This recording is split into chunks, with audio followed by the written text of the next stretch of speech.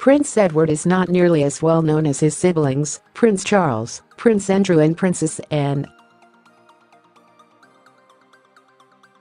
The Earl of Wessex is currently 11th in line to the British throne and tends to stay out of the limelight often.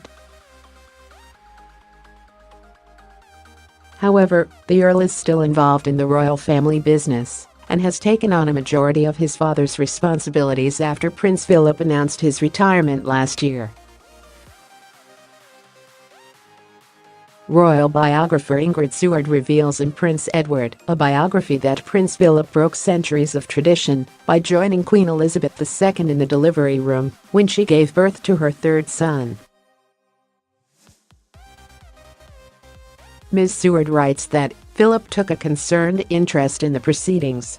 The editor-in-chief of Majesty magazine adds that, as a young girl, the Queen had wanted to marry a farmer, live in the countryside, and have lots of animals. Above all, she wanted 4 children, 2 boys and 2 girls, the 1995 biography claims.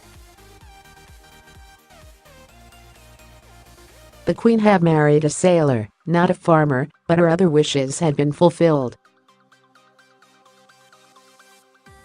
Ms Seward adds that Her Majesty was convinced that she was going to have another little girl and was not bothered to think of boys' names. Indeed, only girls' names had been discussed.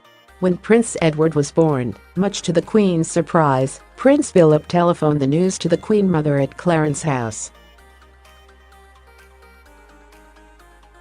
He then interrupted Prince Charles as he studied at Gordonstoun and finally spoke to Princess Anne at school at Benenden, Kent. Edward was, according to the Queen, very pretty. As the Queen remarked to photographer Cecil Beaton, "It's most unfortunate that all my sons have such long eyelashes, while my daughter hasn't any at all." Writing in her 2017 book My Husband and I, The Inside Story of 70 Years of Royal Marriage, Ms Seward adds that when Edward decided to leave the Royal Marines in 1987 after just 4 months, Philip was most sympathetic.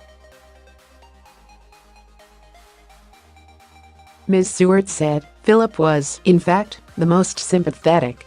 He understood his son's decision, which he considered a brave one, and supported him fully."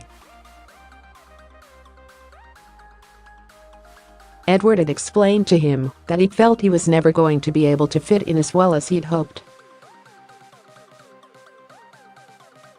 Edward said, "I was always going to have a policeman there. I could never go out with the rest of the lads into the town, as everyone knew who I was. I didn't see the way, really, it was going to work. Many in their circle know that each has a personal preference for one son over the others."